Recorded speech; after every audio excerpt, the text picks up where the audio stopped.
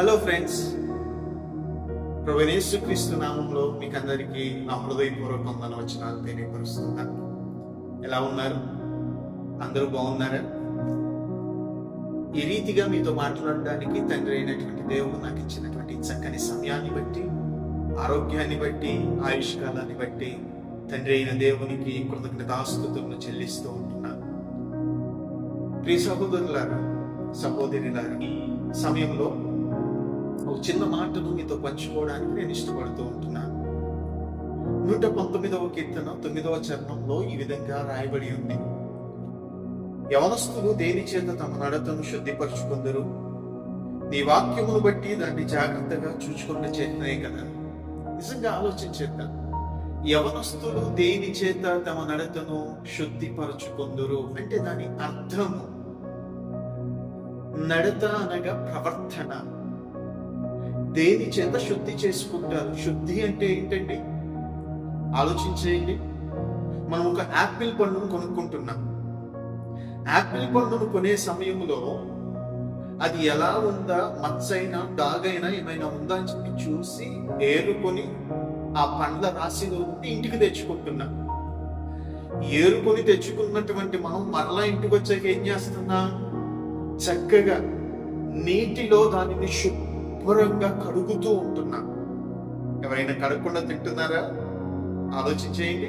శుభ్రంగా కడిగి శుభ్రపరుచుకొని కడిగాం కదా అని చెప్పి తినేస్తున్నాం. మళ్ళా శుభ్రంగా మనం ఉతుక్కున్నటువంటి నాప్కిన్ పెట్టి, కచ్చి పెట్టి, గుడ్డ పెట్టి తుడుస్తున్నాం. తుడిచి దాన్ని తింటున్నాం. చూడండి, తినేటువంటి ఆహారమునే ఇంత శుభ్రముగా చేసుకొని మనం తినడానికి ఇష్టపడుతున్నామే. అలాంటిది యవనస్తుల యొక్క నడత ఇంకెంత శుభ్రంగా ఉండాలి. యవనస్తుడు ఎలా తన నడతను శుద్ధి చేసుకోగలడు, బాగు చేసుకోగలడు అంటే నీ వాక్యమును బట్టియే కదా, నీ వాక్యములో చూచుకొనుటను బట్టియే కదా. ఆలోచించేద్దామండి. ఒక వ్యక్తికి అనారోగ్యము వచ్చినప్పుడు ఆ వ్యక్తి యొక్క ఆరోగ్యం బాగుందో లేదో అని చెప్పి తెలుసుకోవాలి అంటే మనం ఏం చేస్తున్నాం?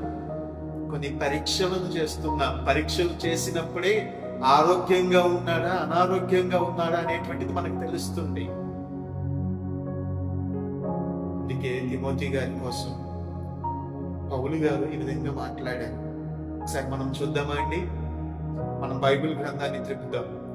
తిమోతి గారికి రాసినటువంటి 2వ పత్రిక 2వ అధ్యాయం 22వ వచనాన్ని మనం చదవగలిగినట్లయితే పౌలు గారు ఈ విధంగా మాట్లాడుతున్నారు: నీవు యవనేచ్ఛల నుండి పారిపోము, పవిత్ర హృదయులై ప్రభువునకు ప్రార్థన చేయు వారితో కూడా నీతిని, విశ్వాసమును, ప్రేమను, సమాధానమును వెంటాడుము. చూడండి ఏమి నేర్పిస్తున్నారు పౌలు గారు.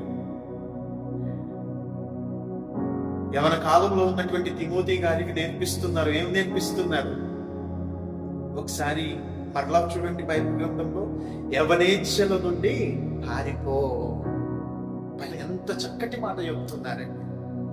పారిపోయి ఏం చేయాలయ్యా? చాలా సందర్భాల్లో మనం చెప్తాం, అరే నువ్వు అది చెయ్యొద్దురా, నువ్వు అక్కడికి వెళ్ళొద్దురా, నువ్వు అలా ఉండొద్దురా అని చెప్పి చెప్తా ఉంటాం. కానీ అక్కడికి ఎందుకు వెళ్ళొద్దో మనం మన పిల్లలకి చెప్పడం లేదు, ఎందుకు చెయ్యొద్దో మనం చెప్పటం లేదు, ఎందుకు అలా ఉండకూడదో చెప్పడం లేదు.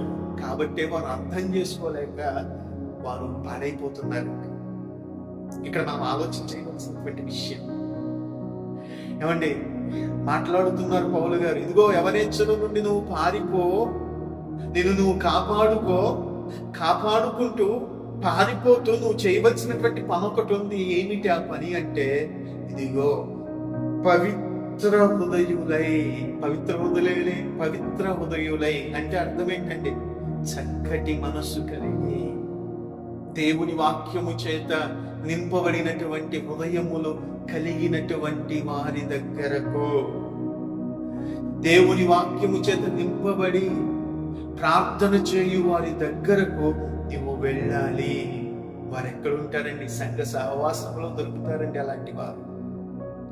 అలాంటి వారి దగ్గరకు వెళ్ళి నువ్వేం చేయాలంటే నీతిని, విశ్వాసమును, ప్రేమను, సమాధానాన్ని నువ్వు వెంటాడాలి అని చెప్పి నేర్పిస్తున్నారండి. ఎంత చక్కటి మాట అండి.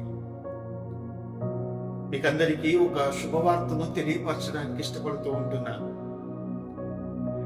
మా సంఘములోని సభ్యులు, యవనస్తులు అందరూ కలిసి ఈ ఆగస్టు 15వ తారీఖున ఉదయం 10 గంటలకు యవనస్తుల కూడికను ఏర్పాటు చేస్తున్నారు. మిమ్మల్ని అందరినీ మేము ప్రేమతో ఆహ్వానిస్తున్నాం.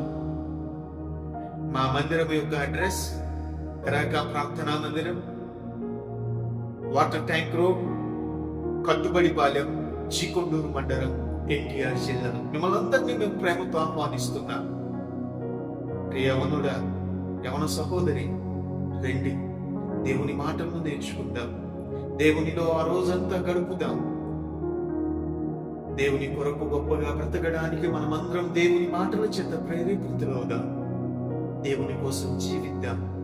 దేవునిలో మన భవిష్యత్తు కట్టుకుందాం. దేవుని మిమ్మల్ని దీవించునుగాక. ఆమేన్.